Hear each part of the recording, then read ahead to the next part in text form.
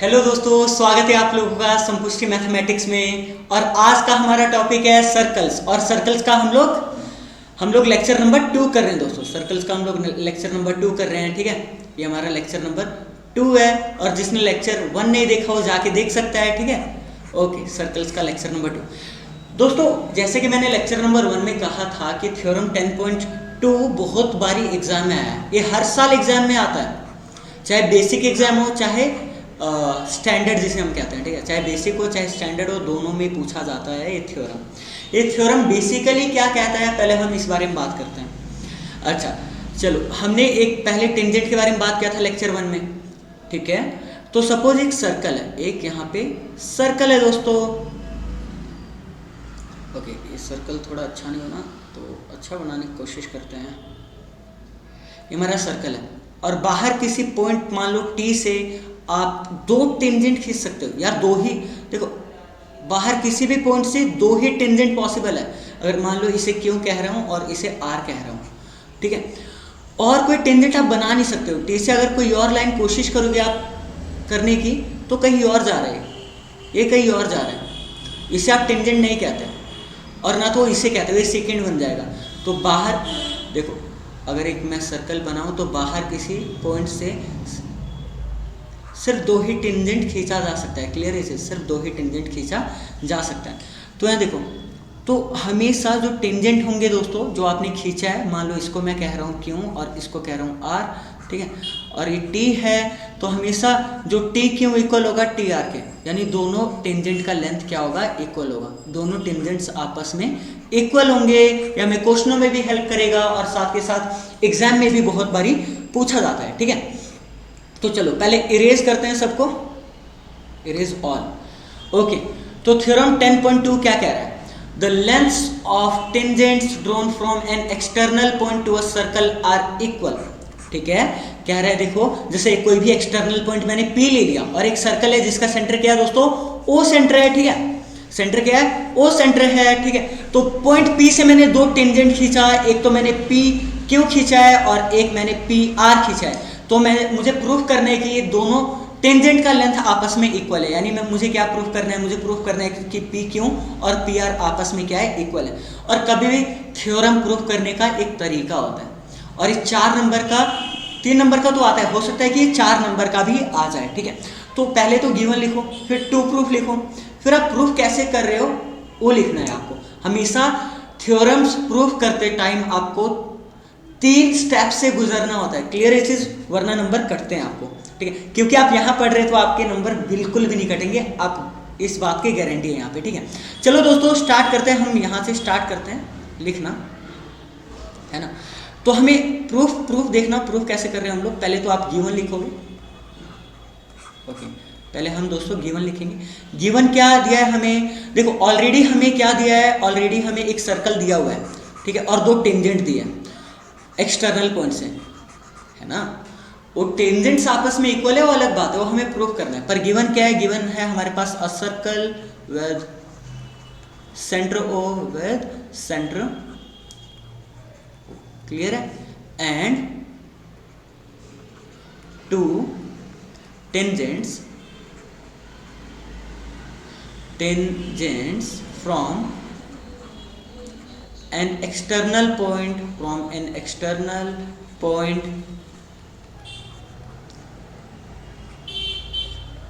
PQ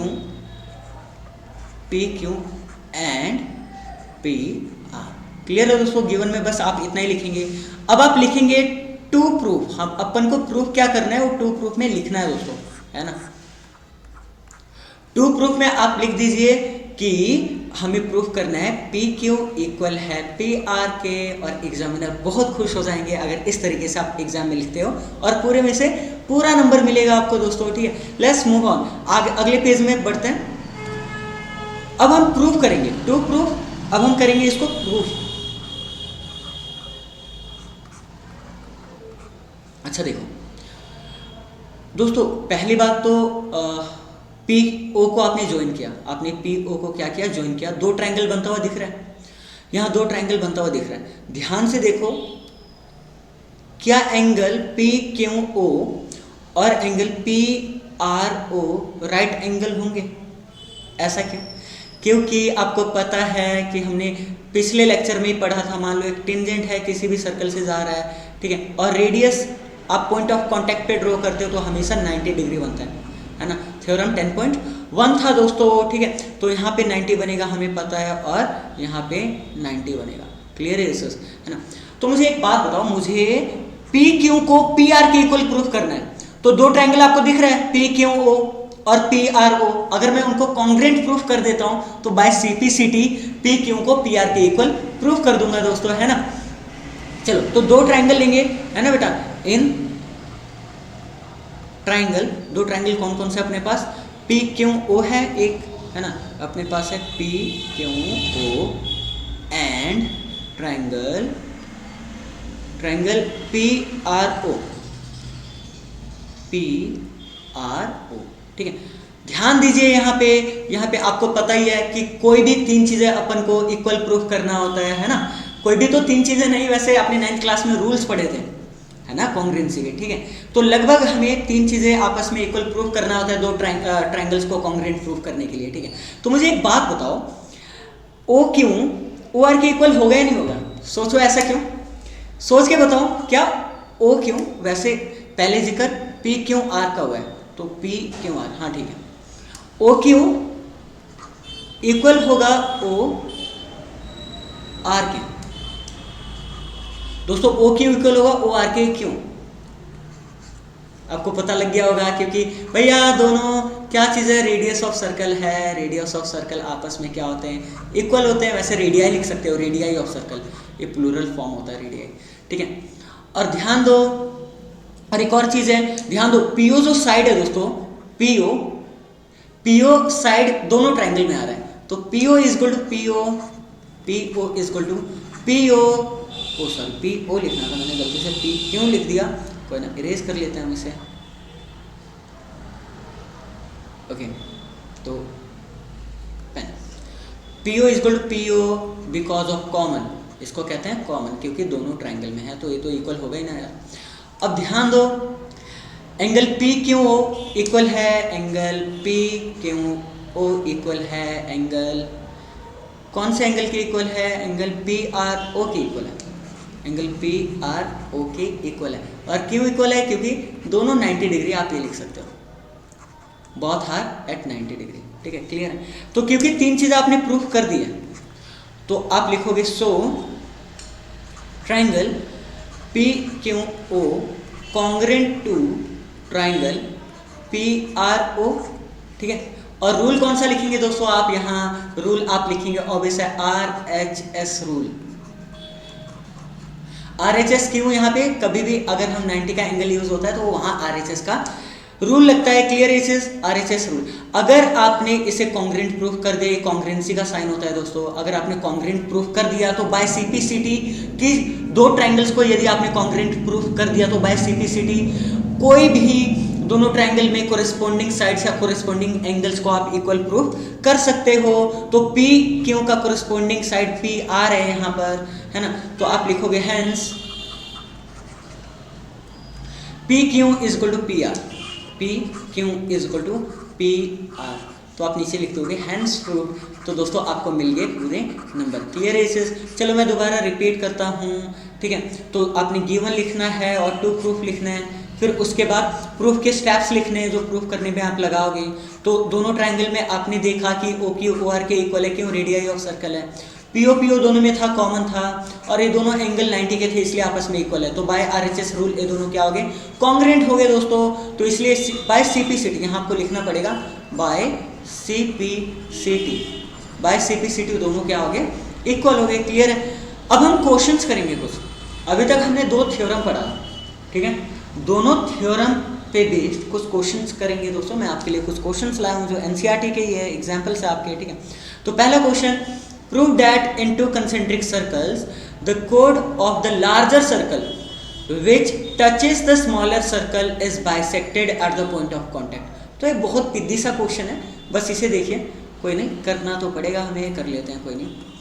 तो दो concentric circles हैं, तो बेटा कंसेंट्रिक सर्कल्स वो होता है जिनका सेंटर सेम होता है, जिनका सेंटर क्या होता है, सेम होता है, ठीक है। तो मान लो हो सकता है कि एक छोटा सर्कल हो और एक क्या हो, बड़ा सर्कल हो। जैसे मैं एक छोटा सर्कल बनाता हूं यहाँ पे, और सेम, और ये सेंटर इसका ये चीज़, ये सेंटर है, मान लो ओ ले लेता हूँ मैं इसको, और सेम सेंटर के साथ मैंने रेडियस को बढ़ा दिया, मतलब पर सेंटर हमारा कॉमन है, कंसेंट्रिक है, कॉमन सेंटर। और मैंने यहाँ पे दूसरा सर्कल बनाया, क्लियर है ना। तो आप तो अच्छे से बना सकते हैं, कोई दिक्कत वाली बात नहीं है, ठीक है। तो अब देखो, prove that into concentric circles. देखो इसका डायग्राम मैं चाहता तो प्रिंटेड बना सकता था, ला सकता था, क्योंकि इसका डायग्राम क्वेश्चन में नहीं दिया था। तो यार देखो, मेरा मेन काम व्यूज़ वगैरह प्राप्त करना नहीं है, मेन आपको लाइव बनाना है, ठीक है। तो इसलिए हम जिस क्वेश्चन में डायग्राम नहीं दिया होगा उसमें तो हम खुद ही बनाएंगे, ठीक है। चलो देखो, to prove that into concentric circles the chord of larger circle which touches the smaller circle। अच्छा, लार्जर जो सर्कल का कोड है ना, कोड पता ना दोस्तों क्या होता है, कोड होता है जो सर्कल के किसी भी दो पॉइंट को, वह लाइन जो सर्कल के किसी भी दो पॉइंट को टच करे। तो बड़े वाले का कोड जो स्मॉलर को टच करके जाता है, तो यहाँ देखो, तो ये बड़े वाले का कोड बन गया दोस्तों, ये अपना बड़े वाले का, और देखो स्मॉलर को टच करके जा रहा है, स्मॉलर कोड को टच करके जा रहा है, तो मैं इसे चलो ए बी नाम दे देता हूँ, और सपोज ये पी पे टच कर रहा है इसको, है ना। और जहाँ अब is bisected eight point of contact, तो पॉइंट पी को पॉइंट ऑफ कांटेक्ट कहते हो, पता है ना, कल ही पढ़ाया था मैंने आपको, ये पॉइंट ऑफ कांटेक्ट है। तो हमें प्रूफ करना है कि जो हमने ये जो कोड बनाया है बड़े वाले सर्कल का, जो छोटे वाले सर्कल को टच कर रहा है, वो पॉइंट ऑफ कांटेक्ट नहीं, पी पे बाइसेक्ट हो रहा है। यानी अपन को प्रूफ करना है, प्रूफ क्या करना है कि A P is equal to B P. बेटा बाइसेक्ट का मतलब ये होता है ना, दो बराबर हिस्सों में बट रहा है, तो पूरा का पूरा ए बी पॉइंट पी पे दो बराबर हिस्सों में क्या हो रहा है, बट रहा है। यानी हमें प्रूफ करना है कि ए पी बी पी के इक्वल है। तो मुझे एक बात बताओ, जब मैं यहाँ पे रेडियस ड्रॉ करूंगा ये 90 डिग्री होगा या नहीं होगा, है ना। तो क्या मैं लिख सकता हूँ कि एंगल ओ पी बी, क्या मैं लिख सकता हूँ कि angle O P B will be equal to 90 degree. Why? Theorem 10.1 है दोस्तों, क्योंकि हमेशा रेडियस परपेंडिकुलर होता है किसके, टेंजेंट के, एट पॉइंट ऑफ कांटेक्ट। तो शॉर्ट फॉर्म में आप ऐसे भी लिख सकते हैं, ठीक है। अब ध्यान दो, आपने ना क्लास 9th में एक थ्योरम पढ़ा होगा, एक क्लास 9th में, चलो मैं आपको रिवाइज करवा देता हूँ, आई होप आप पढ़ के आए हो क्लास 9 से। तो कब कोई भी एक कोड है और सर्कल सेंटर से, आप सर्कल के सेंटर से जब आप परपेंडिकुलर खींचते हो तो परपेंडिकुलर कोड को दो बराबर हिस्सों में बांटता है। तो मेन अपन को ये 90 प्रूफ करना था। अगर हमने 90 प्रूफ कर दिया, नहीं ये परपेंडिकुलर है, अगर ओपी परपेंडिकुलर है तो दोस्तों एपी बीपी के इक्वल हो जाएगा अपने आप बाय दिस थ्योरम। क्लियर है ना। तो ये क्लास 9th का है दोस्तों, इसको आपको एज इट इज एक्सेप्ट तो करना पड़ेगा, है ना। ओहो I am so sorry, erase हो गया, इरेज ऑल कर दिया मैंने गलती से। कोई बात नहीं, यहाँ तक तो आपने उतार लिया था, जहाँ तक उतार लिया था वहाँ तक देखो, ये छोटा सर्कल था हमारा और ये हमारा बड़ा सर्कल था, है ना, ये हमारा बड़ा सर्कल था। और ये चलो दोबारा बनाते हैं, कोई बात नहीं, अगर इरेज ऑल करते हैं। ओके यार, मेरे पास पेन पैड है और इसमें लिखने की प्रैक्टिस अभी कर रहा हूँ मैं, तो धीरे धीरे एक टाइम आएगा जब मैं अच्छे से बना पाऊंगा।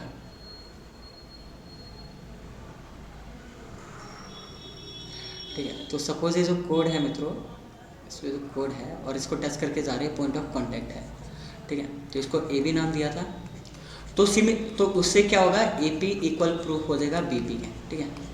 तो ये क्वेश्चन उतना इंपॉर्टेंट तो नहीं है, बस इतना ध्यान रखना। और वैसे मैं आपको हिंट देना चाहता हूँ, दो तरीके से कर सकते हैं इस क्वेश्चन को। ये 90 प्रूफ कर दिया, तो देखो ए ओ को ज्वाइन करो और बी ओ को ज्वाइन करो, दो ट्राइंगल्स लो, एक आप लो ए ओ पी और आप लो बी ओ पी, और दोनों को कॉन्ग्रेंट प्रूफ कर दो। अगर आपने कॉन्ग्रेंट प्रूफ कर दिया तो बाय सिटी सिटी से ए पी बी पी के इक्वल प्रूफ हो जाएगा। देखो एक तरीका ये हो सकता है, दूसरा तरीका मैंने आपको बता ही दिया। तो let's move on next question, ठीक है। ओके, अगला क्वेश्चन दोस्तों इंपॉर्टेंट है, पीछे वाला क्वेश्चन जस्ट वैसे था पर आप कर लेना। देखो ये अच्छा क्वेश्चन है। Two tangents TP and TQ are drawn to a circle with centre O, ठीक है। अब यहाँ ध्यान दो, from an external point T, okay. तो एक सर्कल है, ध्यान दो, एक अपने पास क्या है, सर्कल है। चलो मैं यहाँ पे एक सर्कल बनाता हूँ,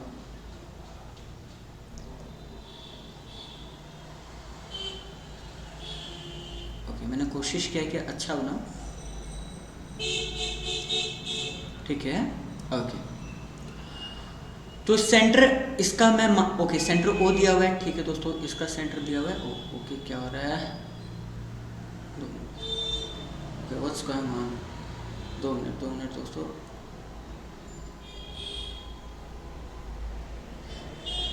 इसका सेंटर ओ दिया हुआ है, क्लियर है ना। और यहाँ पे एक एक्सटर्नल पॉइंट टी दिया हुआ है, तो सपोज यहाँ पे जो पॉइंट टी है ये एक्सटर्नल पॉइंट है और इसका सेंटर है ना। और टी से 2 टेंजेंट ड्रॉ किया है हमने, टी से हमने 2 टेंजेंट ड्रॉ किया है। ओके, एक ये वाला टेंजेंट हो गया और एक ये वाला हो गया। यार क्या हो रहे हैं, ओके कोई बात नहीं। तो एक को टी पी बोला गया, तो इसे मान लेते हैं पी है, और इसे एक को टी क्यू यानी इसे क्यू है, तो ये मान लेते हैं ये क्यू है और ये क्या है, ये पी है। क्लियर है इससे दोस्तों, ठीक है। अब यहाँ देखो, prove that angle P T O is 2 times angle O P Q. अच्छा, तो भाई ध्यान दो, पी टी क्यू कौन सा एंगल है, पी टी क्यू यानी इस वाले एंगल की बातचीत चल रही है। और ओ पी क्यू क्या है, ओ से पी, अच्छा ओ से पहले पी में जाओ और फिर पी से क्यू में जाओ, पी से फिर आप क्यू में जाओ, तो इस एंगल की बातचीत चल रही है। ओके, ठीक है दोस्तों, तो इस एंगल की बातचीत चल रही है, यानी हमें प्रूफ कर रहे हैं जो एंगल पी टी क्यू है वो 2 times angle O P Q के इक्वल है, दैट्स इट, ठीक है। तो ये कैसे प्रूफ करेंगे, अच्छा ये कैसे प्रूफ करेंगे, ध्यान दो। अच्छा मुझे एक बात बताओ, देखो सॉल्यूशन में देखना, सॉल्यूशन में देखना, angle O P T, angle O P T 90 degree है नहीं, है ना, क्यों, क्योंकि जो रेडियस ये देखो ओ पी रेडियस है और टी पी टेंजेंट है, तो मैं यहाँ लिख देता हूँ radius is perpendicular to tangent, clear है इसे, तो ये आपने लिख दिया, ठीक है। तो 90 डिग्री हो गया, तो कोई मुझे बताएगा ये वाला एंगल क्या होगा, सिर्फ ये वाला एंगल, यानी एंगल में एंगल में टी पी क्यों की बात कर रहा हूँ मैं, है ना, देन एंगल टी पी क्यों क्या हो जाएगा, आप बोलेंगे कि एंगल ओ पी टी में से या T P 2 minute O P T, ठीक है ओ पी टी या 90 में से आप क्या लो, पहले इरेज करते हैं इसको, 2 मिनट रुकिए, ओ यार इरेज ऑल ना हो गया बस, हाँ शुक्र भाई इरेज ऑल नहीं हुआ, मैं तो वही डर गया था। अब देखो इधर तो angle T P Q, angle T, ये देखो एंगल टी से पी में जाओ, टी से पी में जाओ और पी से फिर क्यू में आओ, तो ये क्या हो जाएगा, क्या 90 में से छोटा वाला एंगल माइनस कर दूं मैं, 90 में से मैं छोटा वाला एंगल माइनस कर दूंगा, यानी मैं एंगल कौन सा माइनस कर दूंगा, ओ पी क्यू माइनस कर दूंगा, क्लियर है ना, टी पी क्यू। नाउ अब यहाँ देखो टी पी इक्वल है टी क्यू के, अभी तो हमने पढ़ा टेंजेंट्स इक्वल होते हैं from an external points, tangents to a circle equal होते हैं, क्लियर है, from an external point equal होते हैं, ठीक है। अगर टी पी टी क्यू के इक्वल है तो सो यहाँ से क्या मैं कंक्लूड कर सकता हूँ कि ट्रायंगल टी पी क्यू एक आइसोसेलेस ट्रायंगल है दोस्तों, आइसोसेलेस ट्रायंगल है, क्लियर है। आइसोसेलेस ट्रायंगल का मतलब है कि टी पी टी क्यू के इक्वल है, जिसकी 2 साइडें इक्वल होती है वो क्या कहलाता है, आइसोसेलेस ट्रायंगल है, ठीक है। ध्यान देना आइसोसेलेस ट्रायंगल की प्रॉपर्टी होती है, अगर साइड वाले 2 एंगल इक्वल होते हैं तो साइड आमने सामने वाले साइड्स भी इक्वल हो जाते हैं, क्लियर है।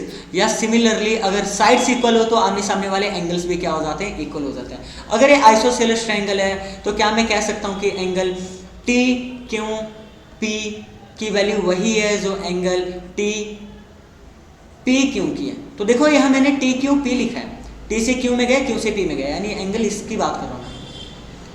और एंगल टी पी क्यू यानी ये वाला एंगल, ये दोनों आपस में इक्वल है नहीं, बिल्कुल ये दोनों दोस्तों आपस में इक्वल है, क्लियर है इस, ओके आई होप आपको समझ आ रहा है, ठीक है। ओके ये इसके इक्वल आ गया, तो आप बोलेंगे भैया कहना क्या चाहते हो, भाई देखो ये चैप्टर ऐसा कि आपको प्रैक्टिस की जरूरत तो पड़ेगी।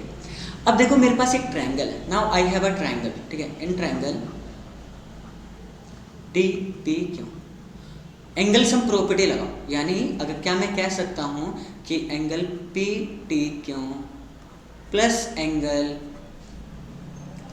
T P Q plus angle T Q P will be equal to 180 degree, है ना। ये किसके इक्वल होगा दोस्तों, ये तीनों का सम 180 के डिग्री 180 के इक्वल होगा, 180 डिग्री के इक्वल होगा। क्यों, angle sum property, bye angle sum property of a triangle. Clear है भाई, त्रिभुज के तीनों कोनों का योग 180 डिग्री होता है, तो एक चीज पता होना चाहिए। अब ध्यान दो इधर, क्या मैं टी पी क्यू की जगह, टी पी क्यू की जगह, ओके, टी क्यू पी की जगह, क्या मैं टी क्यू पी की जगह टी पी ओ पुट कर सकता हूं, क्योंकि ये दोनों देखो आपस में इक्वल है ना। तो अब मैं टी क्यू पी की जगह भी, अब मैं टी क्यू, ये देखो टी क्यू पी की जगह भी मैं क्या पुट करने वाला हूँ, टी पी क्यू पुट करने वाला हूँ। तो T P Q plus T P Q कितना हो जाएगा, 2 टाइम्स टी पी क्यू। तो यहाँ लिखिए angle P T Q plus 2 times angle क्या था, angle T P Q, angle T P Q equal to 180 degree, है ना। अब टी पी क्यू की वैल्यू सब्स्टिट्यूट कर दीजिए वहां से। टी पी क्यू किसके इक्वल है, देखो टी पी क्यू, अगर मैं इसे फर्स्ट इक्वेशन दूं, है ना, इसे चलो let's see this is our first equation, है ना। तो फ्रॉम फर्स्ट ये 90 माइनस ओ पी क्यू के इक्वल है, ये है 90 minus angle O P Q के इक्वल है ना, इक्वल टू 180 डिग्री, है ना। तो from equation first equation, clear है इसे, है ना। तो ये आ गया, ओके, 2 मल्टीप्लाई कीजिए यहाँ पे, तो पी टी क्यू, ये 180 आ गया, और ये आ गया -2 times O P Q, clear है, और हो गया 180 डिग्री। भाई 180 से 180 क्या हो गया, कैंसिल हो गया, और ये माइनस वहाँ जाके क्या हो जाएगा दोस्तों, प्लस हो जाएगा। यही तो प्रूफ करना था अपने को, और क्या, यही तो प्रूफ, ओ सॉरी, ओके, यही तो प्रूफ करना था दोस्तों, है ना। देखो ना, अपने को यही तो प्रूफ करना था कि angle P T Q angle 2 times angle O P Q के इक्वल है, क्लियर है इसे, और ये हमने प्रूफ कर दिया। चलो मैं दोबारा आपको बताता हूँ, कोई बात नहीं। यहाँ देखो यार, देखो मुझे इस वाले एंगल और इस वाले एंगल में रिलेशन चाहिए, पर मुझे पता है एक ट्राइंगल जो यहाँ पे टी पी क्यू है, मैं उसका यूज़ कर सकता हूँ। तो सिर्फ ये वाला एंगल निकाले, क्या हो जाएगा, 90 माइनस दिस एंगल। अगर जितना ये वाला एंगल है उतना ये वाला एंगल होगा, और इन तीनों का सम क्या हो जाएगा, 180। तो यहाँ तक मैंने ये किया, ठीक है। अब इस एंगल की जगह मैंने ये वाला एंगल पुट किया, क्योंकि ये वाला एंगल मुझे फर्स्ट इक्वेशन से पता है, ठीक है। तो ये 2 टाइम्स यहाँ पे आ गया, इसको फर्स्ट इक्वेशन से ये चीज पुट किया, 2 मल्टीप्लाई किया, 180 से 180 कैंसिल हुआ, और नेगेटिव साइन वहां जाके क्या हो गया, पॉजिटिव हो गया। क्लियर है इसे यार, देखो इतना तो एफर्ट लगाओ, कॉपी और पेन लेके बैठो तो बिल्कुल समझ आएगा, ठीक है। और कोई भी दिक्कत हो दोबारा मुझे कमेंट बॉक्स पे बता देना, मैं दोबारा बना दूंगा, पूरी कोशिश करूंगा और बेहतर तरीके से समझाने का प्रयास करूँ। नाउ अगला क्वेश्चन दोस्तों, अगला क्वेश्चन देखो क्या चीज़ है, ये बहुत इंपॉर्टेंट क्वेश्चन है, बहुत बारी आया हुआ क्वेश्चन है, पिछला क्वेश्चन भी अर्जेंट था। देखो क्वेश्चन क्या है कि P Q is a code of length 8 centimetre. तो भाई ये देखो सी फिगर क्वेश्चन में जब ऐसा लिखा होता है तो यानी फिगर आपको क्वेश्चन में दिया हुआ है, ठीक है। तो P Q is a code of length 8 centimetre, ठीक है। देखो यहाँ साफ दिख रहा है पी क्यू, आपको पी क्यू एक कोड है 8 सेंटीमीटर का, ठीक है, बहुत बढ़िया। Of a circle of radius 5 centimetre, तो इस सर्कल का रेडियस 5 सेंटीमीटर है जो दिया हुआ है। The tangent at P and Q intersect at point T. देखो ऑब्वियसली पी और क्यू में टेंजेंट जो है वो टी पे इंटरसेक्ट करते हैं, या आप कह सकते हो टी से 2 टेंजेंट खींचे गए सर्कल पे, पी और क्यू पे टच कर रहा है, ठीक है, बहुत बढ़िया। Find the length T P. Okay बेटा, अपने को टी पी निकालना है, ये क्या चीज़ है, अपने को क्या निकालना है, टी पी निकालना है, ठीक है। देखो कभी भी इस पहले इरेज ऑल करते हैं, ठीक है। दोस्तों कभी भी इस क्वेश्चन को करने के लिए पहले आप टी को ओ से ज्वाइन करोगे, ये क्वेश्चन में नहीं दिया, बाकी सारा क्वेश्चन में दिया होगा आपका, है ना। तो सबसे पहले सॉल्यूशन में तो आप लिखोगे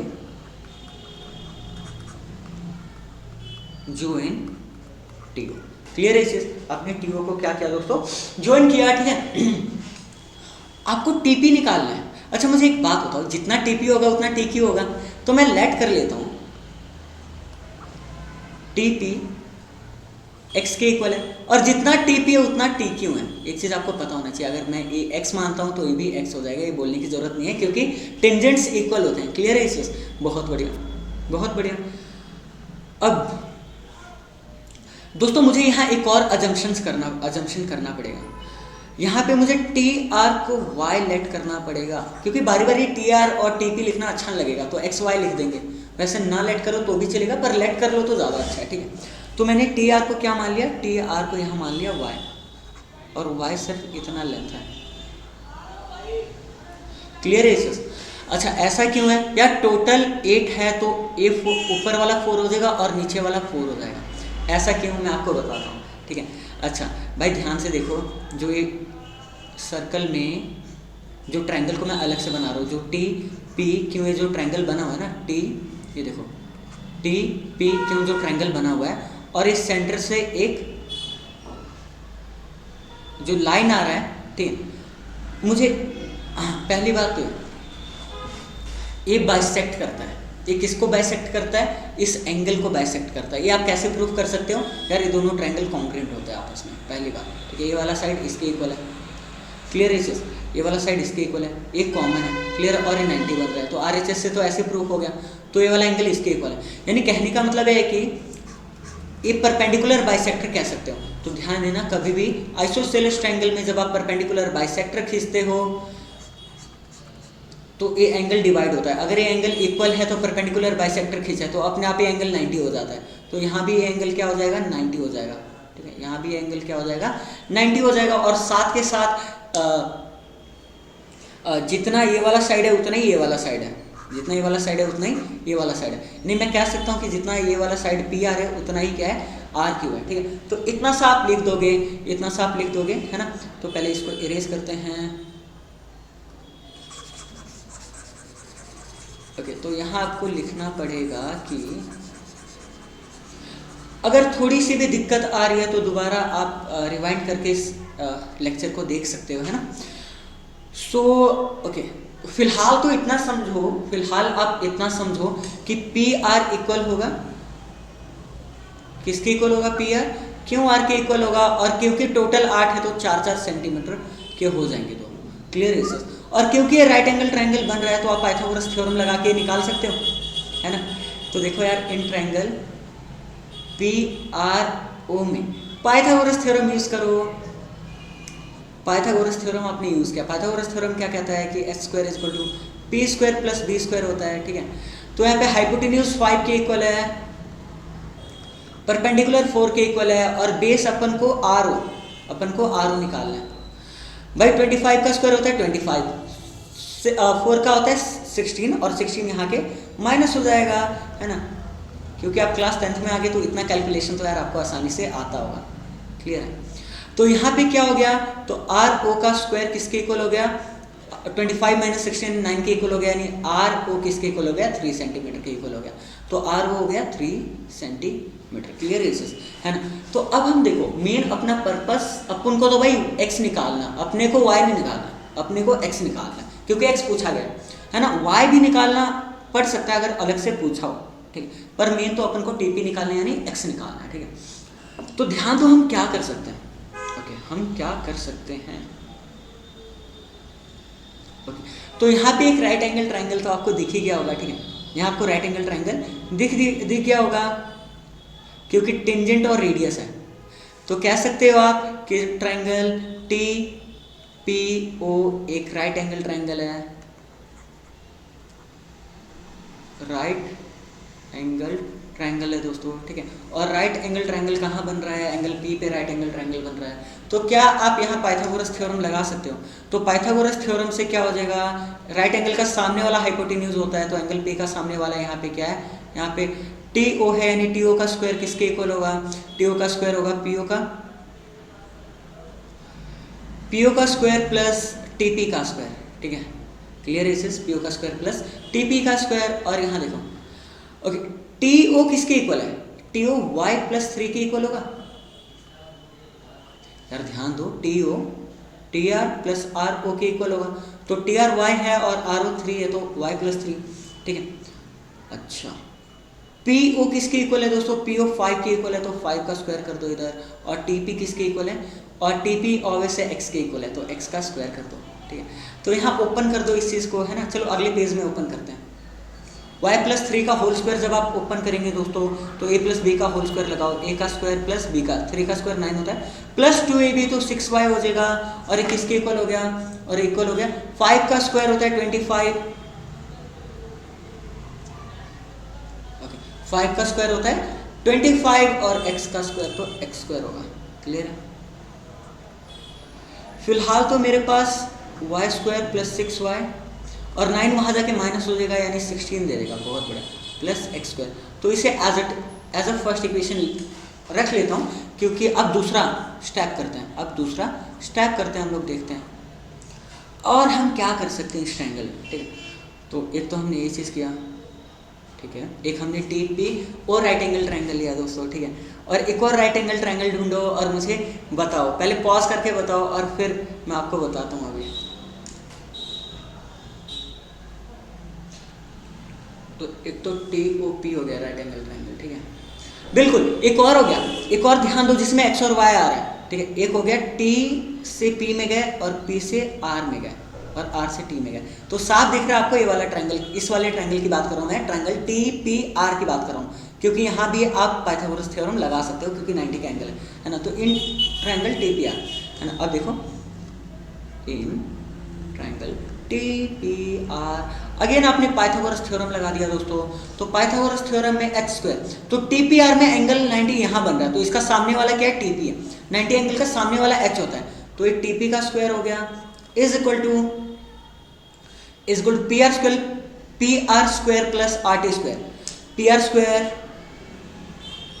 प्लस आर टी स्क्वायर हो गया दोस्तों, ठीक है भाई। ये अच्छे क्वेश्चंस हैं, इसलिए थोड़ा टाइम तो लगेगा और आपको करना पड़ेगा, एग्जाम में बहुत बारी आया है, ठीक है। तो टी पी स्क्वायर, ओके, तो टी पी किसके इक्वल था, एक्स के इक्वल था, तो टी पी स्क्वायर यानी एक्स स्क्वायर के इक्वल आ जाएगा, बहुत बढ़िया। पी आर किसके इक्वल था, पी आर दोस्तों 4 के इक्वल है, तो पी आर यानी 4 का स्क्वायर, और आर टी किसके इक्वल है, और यहाँ पे आर टी वाई के इक्वल है, तो ये वाई स्क्वायर हो जाएगा दोस्तों, है। या इसे थोड़ा ऐसे करके लिख लो, Y square plus 16 is equal to X square, ठीक है, ये सेकेंड इक्वेशन। तो यहाँ से आप देख सकते हो कि पहले इक्वेशन में भी वाई स्क्वायर एक्स स्क्वायर है ना, और इस वाले इक्वेशन में भी वाई स्क्वायर एक्स स्क्वायर है। अच्छा एक काम करो, 16 की वैल्यू यहाँ से या तो देखो यार दोनों इक्वेशन को सब्ट्रैक्ट कर सकते हो, तो हो सकता है कुछ बच्चों को औखा लगे, पर कुछ बच्चे कर सकते हैं उसको। यहाँ से मैं 16 की वैल्यू उठा के ना यहाँ पुट कर देता हूँ, यहाँ देखो, तो अगला स्टेप 16, अच्छा वाई स्क्वायर वहाँ जाके नेगेटिव होगा, तो वाई स्क्वायर वहाँ जाके नेगेटिव होगा, क्लियर। और सेकंड इक्वेशन इसे देता हूँ मैं, ना कि इसे। तो कई बच्चे इसे सब्ट्रैक्ट भी कर सकते हैं, इन दो इक्वेशंस को क्या कर सकते हैं, आपस में सब्ट्रैक्ट भी कर सकते हैं, आंसर तो सेम आएगा, ठीक है। अब देखो फ्रॉम फर्स्ट इक्वेशन में आपने पुट किया, तो फर्स्ट इक्वेशन में देखो वाई स्क्वायर प्लस 6y, तो ऐसे ही है। 16 की जगह आपने क्या पुट कर दिया, X square minus Y square, है ना, सेकंड इक्वेशन से, प्लस एक्स स्क्वायर तो ऑलरेडी था इधर, ओके 2 मिनट, ओके, तो वाई स्क्वायर से वाई स्क्वायर जाता, एक्स स्क्वायर से एक्स स्क्वायर जाता, तो 16 की वैल्यू पुट की वाई स्क्वायर, नहीं यार सब्ट्रैक्ट करना ज़्यादा अच्छा रहेगा यहाँ पे ना, यहाँ पे जब हम करेंगे सब्ट्रैक्ट तो वाई स्क्वायर से वाई स्क्वायर जाएगा और एक्स स्क्वायर से एक्स स्क्वायर जाएगा, ओके। सब्ट्रैक्ट करना ज़्यादा अच्छा रहेगा दोस्तों, तो सब्ट्रैक्ट करते हैं, क्योंकि मैं सब्ट्रैक्ट इसलिए कर रहा हूँ यहाँ, चलो ओके, यहाँ y कटेगा नहीं ना, तो x कटेगा, मतलब सब्ट्रैक्ट इसीलिए कर रहा हूँ देखो, ठीक है, और इसलिए सब्स्टिट्यूट ना करके मैं इसे करूँगा सब्ट्रैक्ट, क्लियर है, और इक्वेशन 2 अपन इसी को मानेंगे। तो देखो जब आप करते हो तो पता लगता है ना, हम कोई क्वेश्चन रट्टा मार के नहीं आते हैं, देखो समझ आ रहा है ना, हम उसी तरीके से पढ़ाते हैं, जैसे मान लो कि बिल्कुल हमें फ्रेश क्वेश्चन दे दिया हो, ठीक है, आप टेंशन ना लो यार, ठीक है। तो मैं तो भाई बच्चों को वैसे ही पढ़ाता हूँ, जैसे मैं पूरी कोशिश करता हूँ कि पूरी ईमानदारी से कोशिश करूँ पढ़ाने के लिए, ठीक है। तो मैं करूँगा क्या कि इक्वेशन 1 को माइनस करूँगा इक्वेशन 2 से। ऐसा क्यों कर रहा हूँ, क्योंकि यहाँ देखो इक्वेशन 1 में वाई स्क्वायर है, इक्वेशन 2 में भी वाई स्क्वायर है, जब मैं सब्ट्रैक्ट करूँगा वाई स्क्वायर से वाई स्क्वायर कैंसिल हो जाएगा। इक्वेशन 1 में एक्स स्क्वायर है, इक्वेशन 2 में भी एक्स स्क्वायर है तो एक्स स्क्वायर से एक्स स्क्वायर कैंसिल हो जाएगा। चलो सब्ट्रैक्ट करते हैं, यहाँ देखते हैं। पहले इक्वेशन 1 को लिख लो, वाई स्क्वायर प्लस 6y, क्योंकि इक्वेशन 1 को सब्ट्रैक्ट किया तो इक्वेशन 1 का नेगेटिव आएगा। अब इक्वेशन 2 का राइट हैंड साइड लिखो 16 प्लस एक्स स्क्वायर, और इक्वेशन 1 का एक्स स्क्वायर। भाई लेफ्ट हैंड साइड को लेफ्ट हैंड साइड लिखना है, राइट हैंड साइड को राइट हैंड साइड। तो पहली बात वाई स्क्वायर से वाई स्क्वायर गया दोस्तों, एक्स स्क्वायर से एक्स स्क्वायर गया, और इवन देखो यहाँ 6y इक्वल टू किसके इक्वल है, 16 वहाँ जाके ऐड हो जाएगा 16 पे 32, और यहाँ पे दोस्तों ओके यहाँ देखते हैं, और यहाँ पे y किसके इक्वल आ जाएगा 32/6, यानी कट करो आप इसे आ जाएगा 16/3 सेंटीमीटर। ठीक है, आप ये छोड़ सकते हैं। तो मेन अपन को y नहीं निकालना था, अपन को x निकालना था दोस्तों। तो x तो देखो सब्सटीट्यूट कर दो, कहीं भी आप सब्सटीट्यूट कर दो, कोई दिक्कत वाली बात नहीं है ना, किसी भी इक्वेशन में, या फर्स्ट में करो या सेकंड में करो। चलो सेकंड इक्वेशन में सब्सटीट्यूट करते हैं, फ्रॉम इक्वेशन सेकंड, है ना। तो इक्वेशन सेकंड क्या था बेटा, इक्वेशन सेकंड था Y square plus 16 equal to X square. अब मैं वाई स्क्वायर की जगह डालूंगा 16/3 का whole square plus 16 equal to X square. ठीक, 16 का स्क्वायर होता है 256, एम आई राइट, 16 का बिल्कुल ठीक 256 होता है, और 3 का होता है 9, ओके प्लस 16। बेटा आप क्रॉस मल्टीप्लाई करो या एलसीएम ले लो, क्रॉस मल्टीप्लाई करोगे तो 256 और 9 से 16 को मल्टीप्लाई करो 4, और 9 6 है 54, तो 5 है 144, ओके 144/9 आएगा। ये एक्स स्क्वायर के इक्वल है, यानी एक्स स्क्वायर किसके इक्वल आ गया, एक्स स्क्वायर इक्वल आ गया। जब 256 और 144 को जब आप ऐड करेंगे you will get 400, am I right, yes 400/9। तो बेटा यहाँ से एक्स स्क्वायर वहाँ जाकर रूट बन जाएगा, है ना, 400/9, और आपको पता ही है 4 2 बन जाता है, और 2 0 1 0 और 9 3, यानी 20/3 सेंटीमीटर हमारा क्या है, आंसर है, फाइनल आंसर। ठीक है, थैंक यू सो मच दोस्तों, है ना। आई होप आपको समझ आया होगा। ठीक है, अगर आपको 10.2 एक्सरसाइज में ज़रा सी भी दिक्कत हो तो मुझे कमेंट कीजिएगा, है ना। और अगर आपको अच्छा लग रहा है तो प्लीज़ हमें सपोर्ट कीजिए, है ना, सब्सक्राइब कीजिए और लाइक कीजिए वीडियो को, और साथ के साथ अपने दोस्तों के साथ शेयर कीजिए। और अगर फिर भी कोई दिक्कत रह गई होगी तो मुझे कमेंट बॉक्स में ज़रूर बताना, मैं दोबारा वीडियो लेके आऊँगा। ठीक है।